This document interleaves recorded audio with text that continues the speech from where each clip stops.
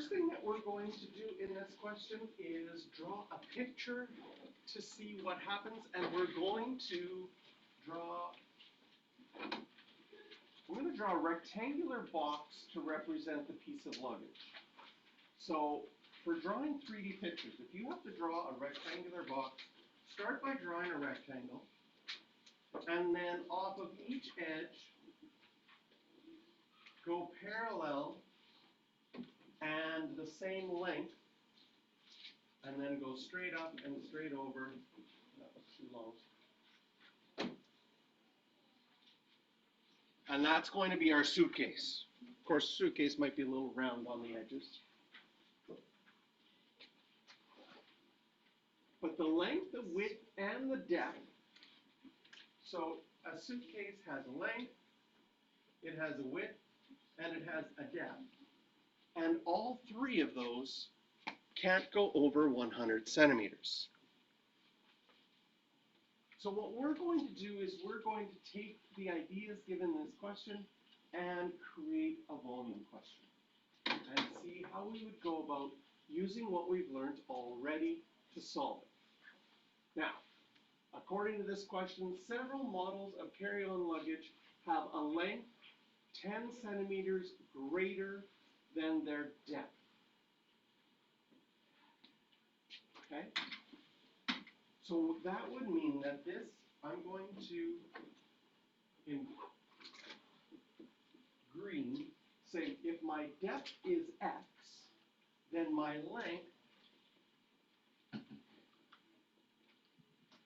is going to be 10 plus x. And then we have to, based on that, come up with something for the width. Now, some people are able to just do the math in their head to figure out that width, but some people will go and say, and make an equation, and you might like this. You know that the length plus the width plus the depth is a maximum of 100. And we already know that the length is 10 plus x, and we know that the depth is x. So we can take this and we can rearrange this equation, move the 10 over to get 90, move both x's over, and find out that w would have to be 90 minus 2x. What's important here, and what we've done in the green, is we've represented all of the sides in terms of one variable. We chose x for the depth, then our length was 10 centimeters more, and then because it had to add up to 100 as a maximum, the width could be at most 90 minus 2x. And now we know that volume of a rectangle is length times width times height or depth. So now we can write the volume. Our length was 10 plus x. Our width is 90 minus 2x. And our depth is x.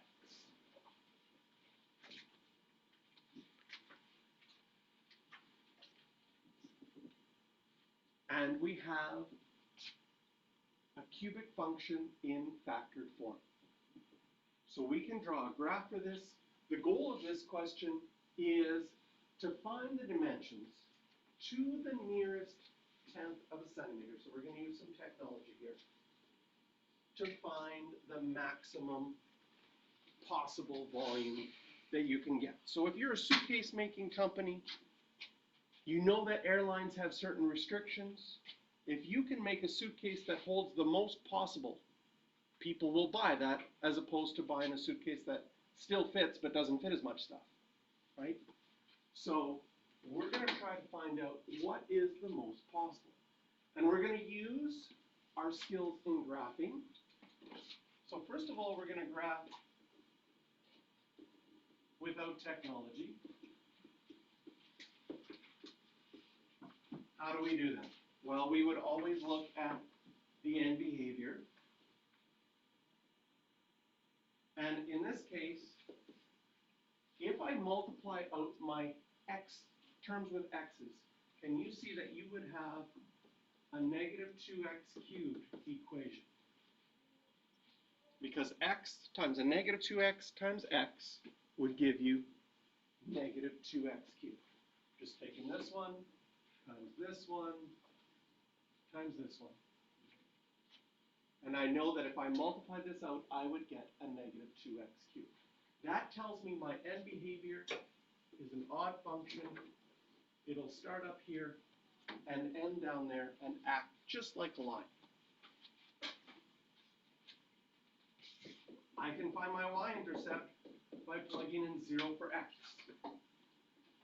And you see that you would get 10 times 90 times 0. So my y-intercept is 0, 0. And I can find my x-intercepts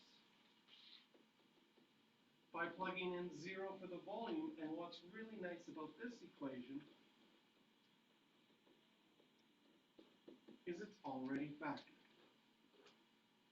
So x could be minus 10, x could be 45, or x could be 0. So the start of this question is a great review of what we did last week on how to graph things.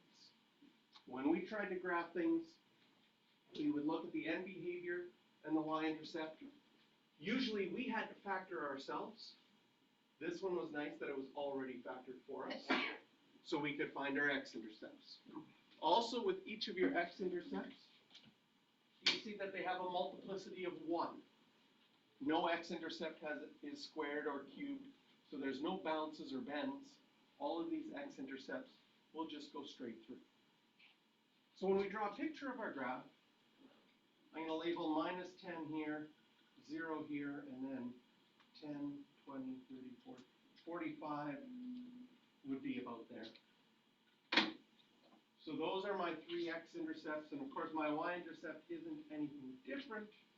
And I know that I have to start up here and end down there, so it's going to go through.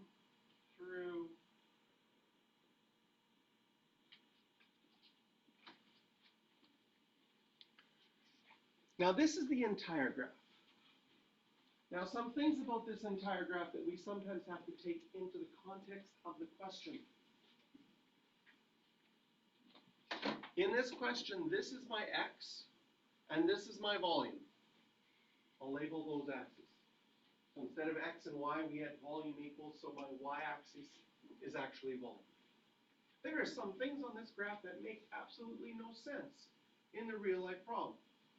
Can you have, the x was the depth, right? Can you have a negative depth? Can you buy a suitcase that's like a black hole, you throw things in and they just disappear? That'd be kind of cool. They go off into space somewhere else, I'm not sure. No. Also, can you have a negative volume? Why doesn't it make sense to go bigger than 45? Well, as soon as x goes bigger than 45, then your width would be negative. Like if x was 50, 90 minus 100 would be negative 10 as our width. That also doesn't make sense. So one of the things on a word problem is after you've graphed it, you have to realize which is the section that makes sense. And for this graph, it only makes sense when x is somewhere between 0 and 45. And somewhere between 0 and 45, we have a local maximum. And that's what we're going to want to find out. Now, we're going to need a graphing calculator or Desmos to do this. So when figuring these kind of questions out,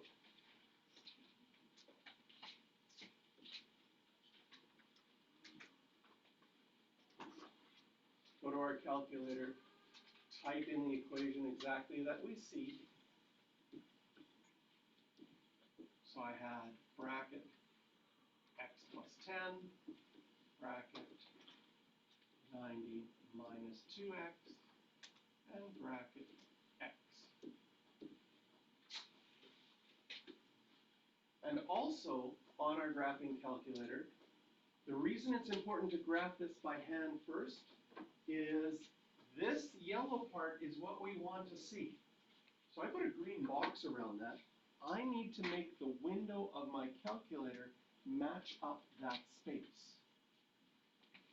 So when I go to my calculator, beside the y equals is the window button.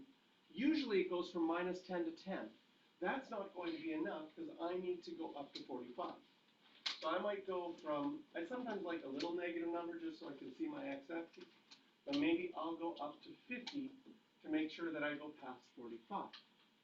Then for my y, I need to go, maybe I'll have a negative there, but I don't know how high I need to go. Right?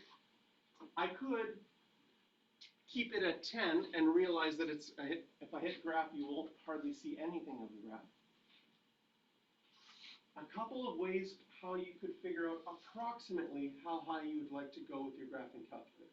One, you could do a preliminary example. So a preliminary example says, let's say my depth is 20.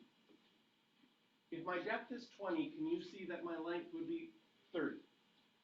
And if my length is 30, then my width would be 50. And that adds up to 100. And if I do 20 times 30 times 50 on my calculator,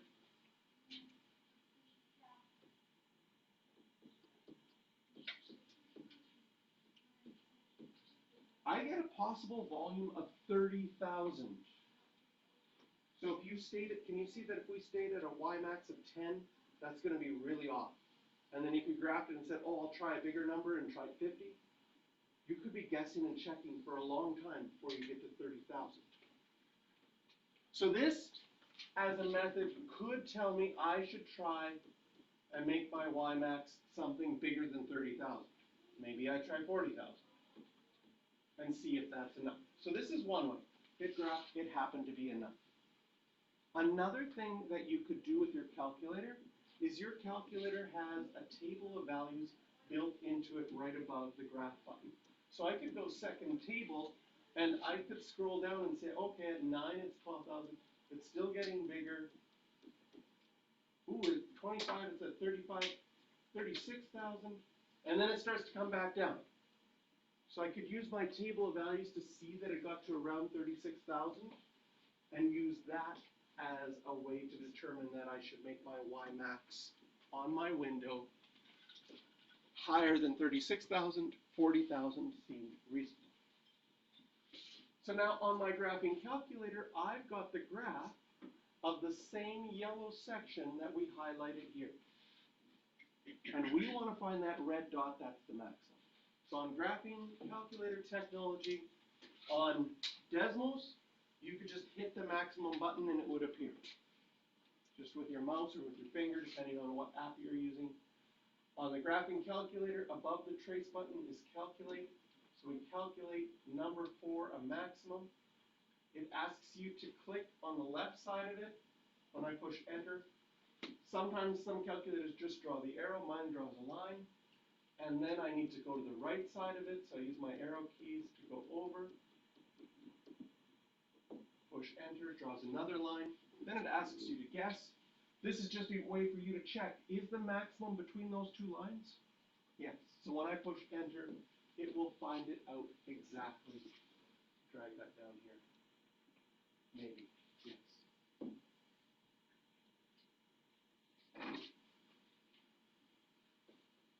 So the max volume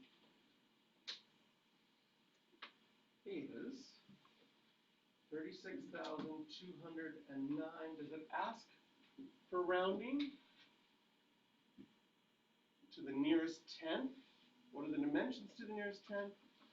And to the nearest cubic centimeter. So the nearest cubic centimeter means I would round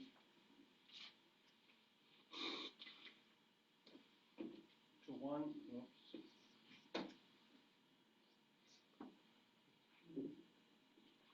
36,210 centimeters cubed. If there's units in a question, we need to include units in our answers. It also asks for the dimensions. We know that the x, which is our width, to the nearest tenth would be 28.6 centimeters. Add 10 centimeters to that, 38.6 centimeters. And take both of those and subtract it from 100. Or sorry, we could do 90 minus 2 times 28.6.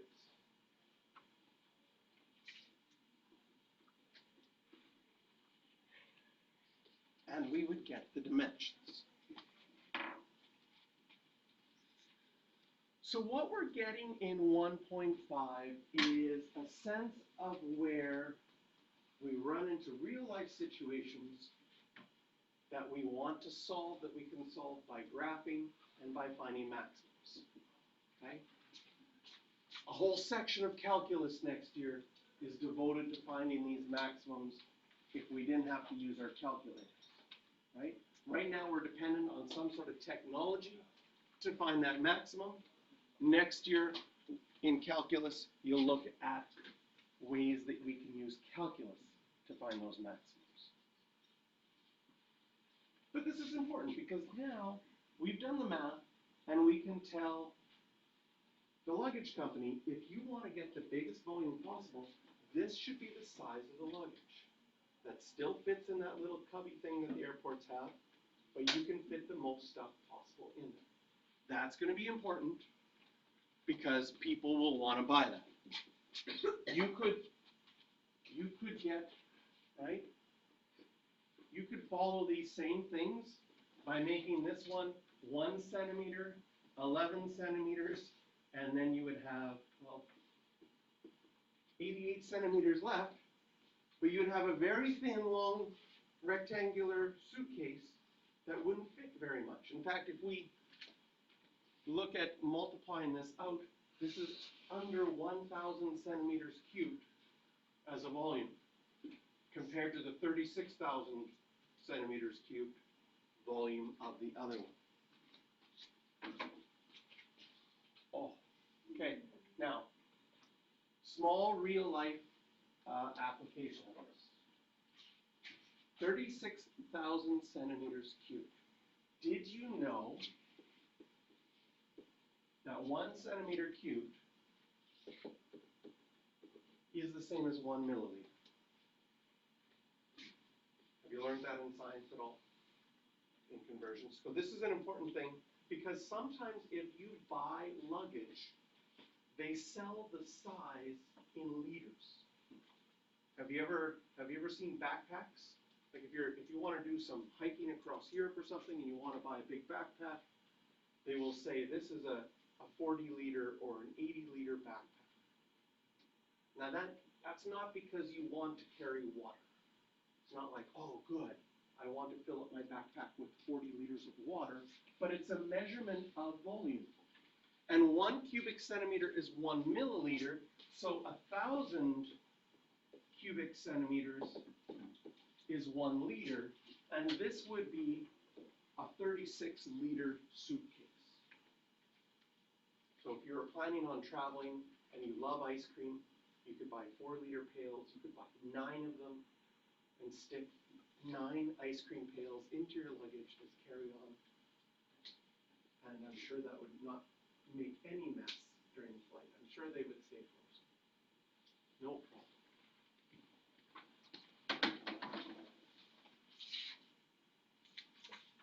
All right, so let's turn to example 1. And what I like about example 1 is we're starting to see how businesses can use math to maximize or get the biggest volume possible. So here, you've got a piece of cardboard. Cardboard comes to your business and they ship it with 30 centimeters here and 25 centimeters there. And then you use that cardboard to fold up the sides and make a box to hold something. Question? For like an entire thing, how are you supposed to do it? Like for example, I have no clue how to use a graphing calc, so how are you, if it's on a test or an exam, how the hell am I supposed to So you'll have to borrow some and figure that out. Okay? Oh, okay. And we have extra calculators in the school, so you can borrow some. Okay? We also, you can use Desmos at home to figure that out as an app on your phone. But you'd have to use a graphing calculator on Like- a test. Yeah, for example, I would show up to the test and then basically, Borrow a calculator, yes. So if you'd like to borrow one during class anytime, you can let me know. Okay. Write a polynomial function for this. So what we're going to do is we are going to cut out squares. I'm going to draw a dotted line in black here.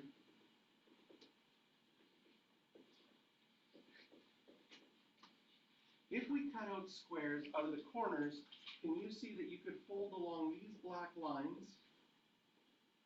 And again, we can practice drawing things in 3 dimensions. Start with a rectangle, draw out, straight up, draw out. You cut along those lines, cut those squares out, and fold them up. Technically, you would see this inside of the box as well. You can draw your 3-dimensional shape. And I'm going to label the amount that we cut out as x. The more you cut out, the higher the box, but that affects the volume. But if you don't cut out anything, it's flat, and there's no height to your box, that affects the volume. So we have to come up with some sort of measurement to figure out what would be the best possible. First of all, can you see on your box that the height is going to be whatever size of square you cut out? So this length that's dotted is x. When I fold those sides up, whatever size of square I cut out of the corners, that becomes my height. And now we have to figure out how long the sides are. Can you see that the start of the shorter side was 25? But if you cut an x off here and an x off here,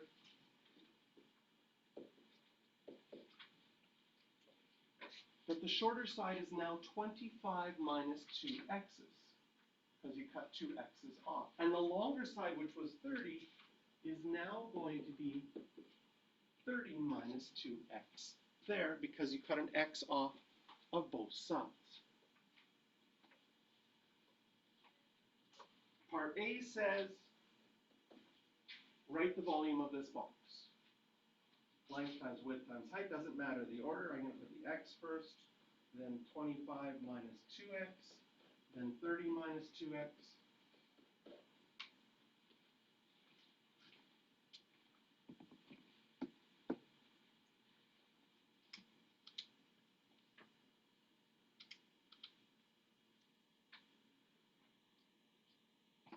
And it's already in factored form. So to start off with, we are going to graph, just like we did in our beginning example.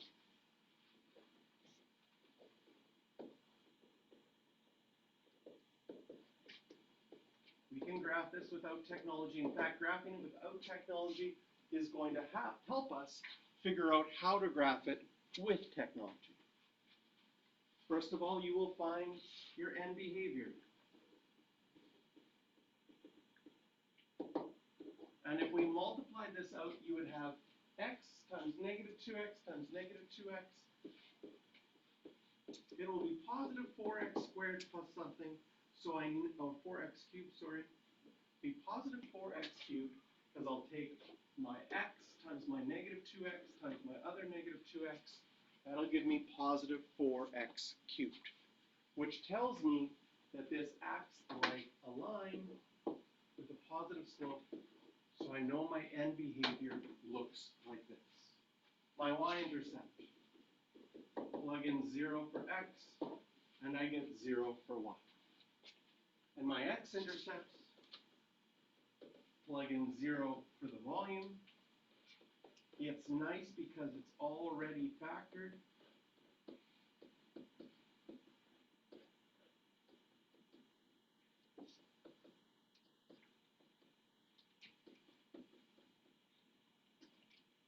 at 0, 12.5, and 15.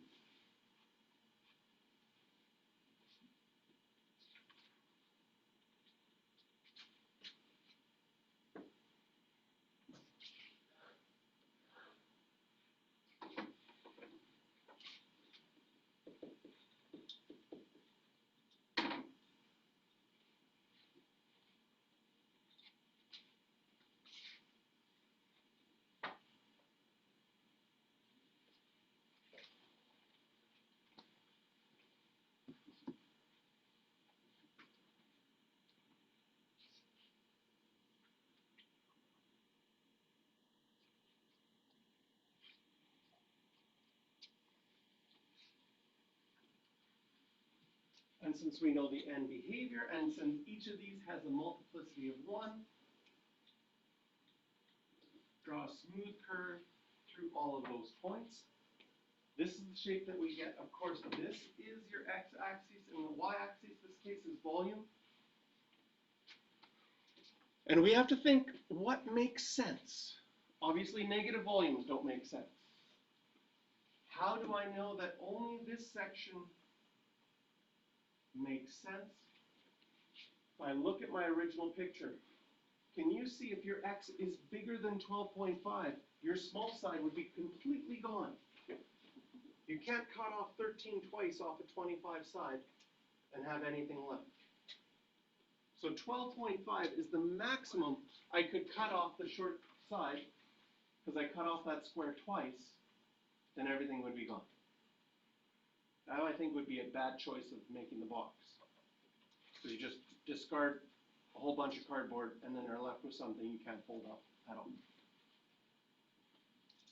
So we draw our graph, we think about it in context to realize that that's the part that makes sense, and we want to find this point.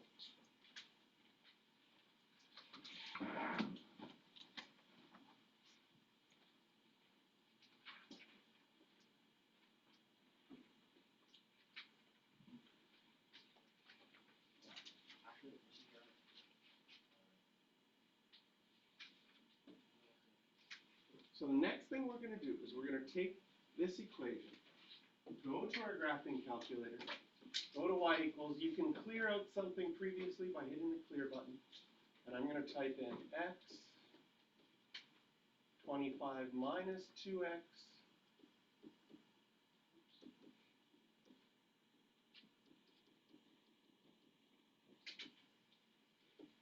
and 30 minus 2x.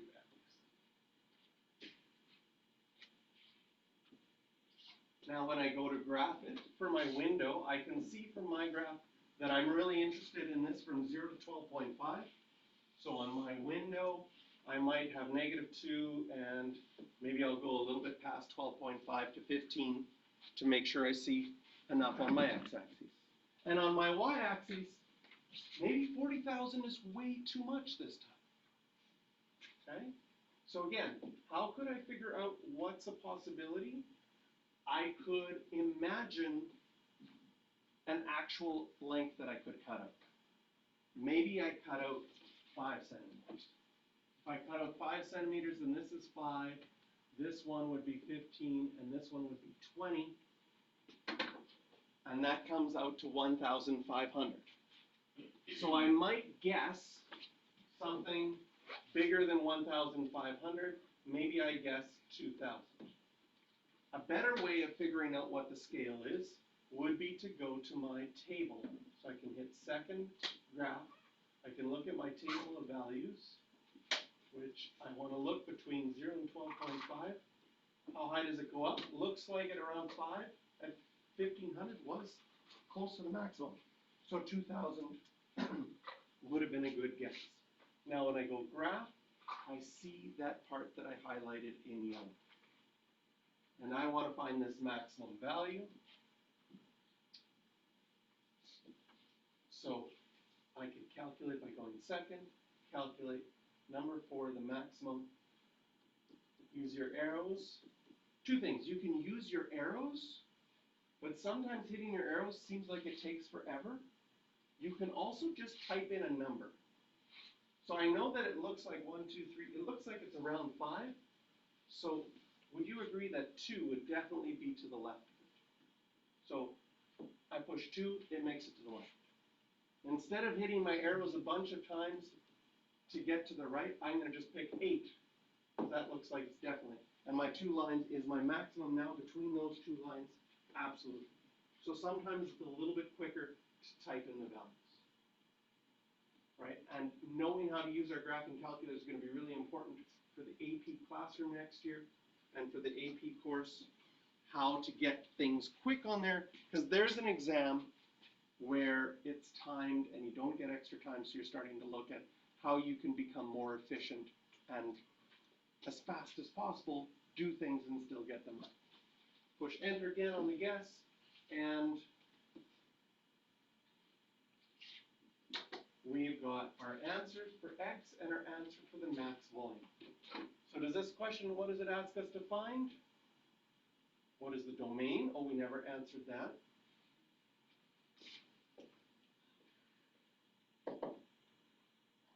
Our X value has to be between 0 and 12.5. I guess technically, we could decide not to cut off anything. That is a possibility, and get a 0 volume. Not very intelligent, but, right? Can you make a box and you're like, I didn't do anything. Your boss will be like, try again. Okay, I cut off 12.5 and give them the other piece that's completely flat.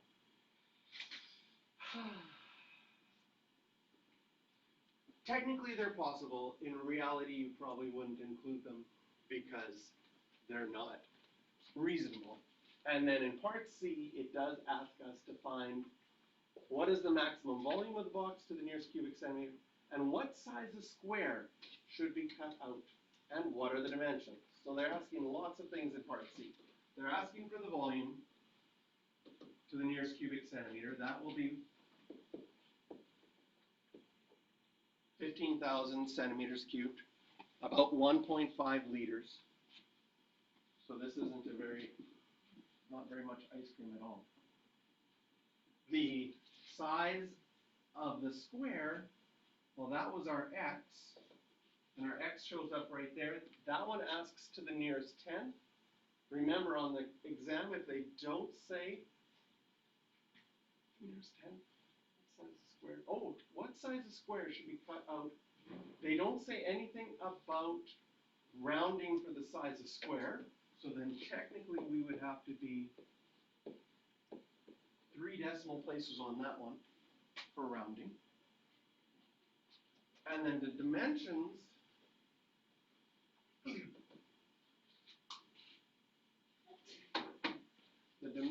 you can get, and they want that to rounding. Now, something interesting about the calculator, when you calculate something on the calculator, if I go away from this screen, second quick, and I get the last answer my calculator figured out, your answer button is about the negative, second answer, that answer is that 4.526.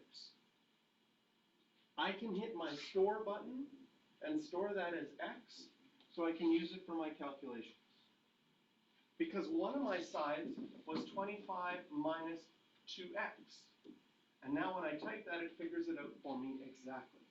So to my dimensions, one of them is 4.5 centimeters by, and we just calculated 15.9,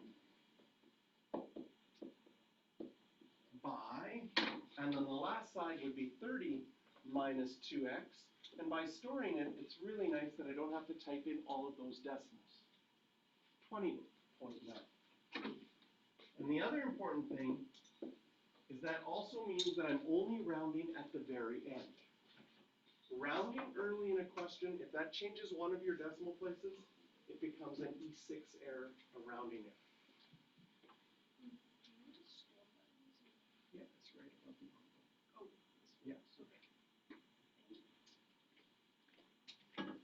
So sometimes what students do is they calculate something like the maximum.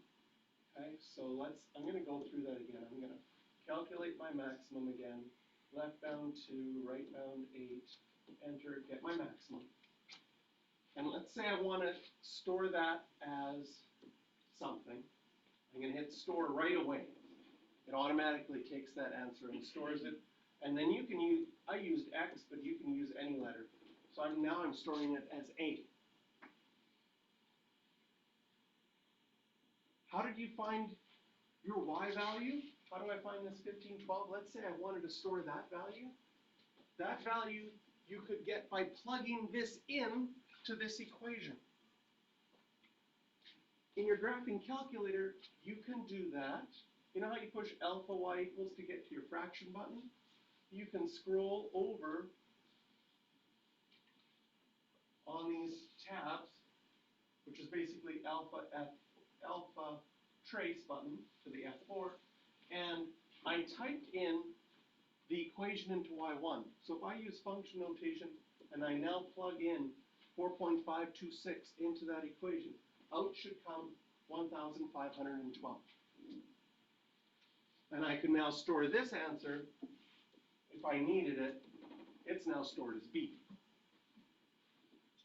Those answers with all of their decimal places are now available for me if I needed to do more calculations.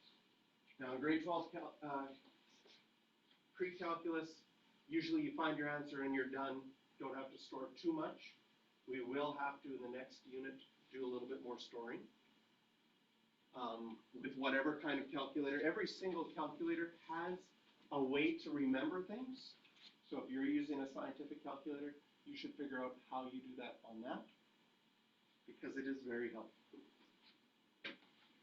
Okay, so questions for practice on this one? Circle 7 and 8.